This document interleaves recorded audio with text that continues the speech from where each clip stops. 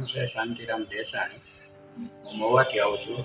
છેલ્લા 5 વર્ષથી મારે ડાયાબિટીસ અને બીપીની તકલીફ છે. એવું સાંભળ્યું કે ઉમેશ સાહેબ ગુજર જેઓ ડાયાબિટીસ રિવર્સ કરે છે, એટલે તેઓની પાસે મેં આ નિદાન કરાવ્યું અને તેઓએ મને કહ્યું કે રિવર્સ થઈ જશે તમારે. મારે ડાયાબિટીસ 250 આવતો હતો, 250-300, અને એની દવા પણ શરૂ હતી, છતાં પણ ડાયાબિટીસ રહેતું જ હતું.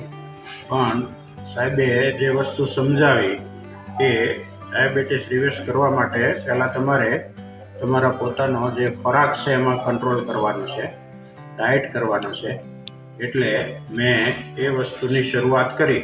પહેલો મહિનો મેં જમ્યા પહેલાં સલાડ ને આવું બધું 1 વાટકો લેવાનું, જેથી ખોરાક ઓછો લઈ શકાય. અને રોટલી ખાતી હોય તો પછી ભાત નહીં ખાવાના, ભાત ખાધે હોય તો ખાવાના, હોય તો રોટલી નહીં ખાવાની. આ રીતે ડાયટ કરેલું. સવારમાં નાસ્તામાં ભાખરી રોટલી એના બદલે કઠોળ જ લેવાનું શરૂ કર્યું. મગ છે, મઠ છે, ચણા છે, આવા ફણગાવેલા કઠોળ સવારમાં લઉં.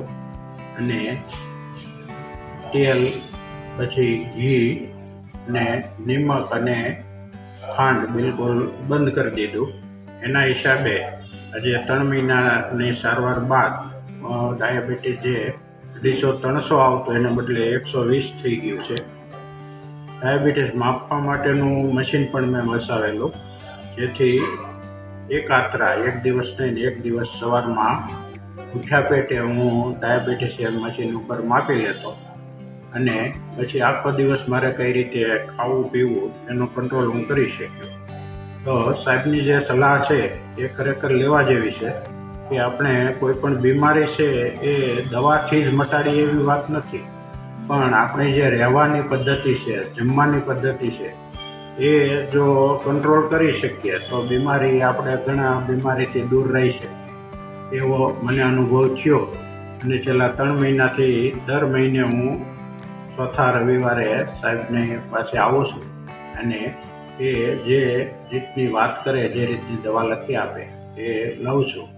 તો આ રીતે ટેબ્લેટ છે, ડાયાબિટીસની જે દવા છે એ પણ કંટ્રોલમાં આવી ગઈ છે, ઓછી કરી નાખી છે. અને બીપી પણ કંટ્રોલમાં આવી ગયું છે. એટલે ખરેખર બીજાને પણ મેં, બીજા જે પેશન્ટ છે ડાયાબિટીસના, એ લોકોને પણ મેં સલાહ આપી કે ખરેખર આ વસ્તુ કરવા જેવી છે.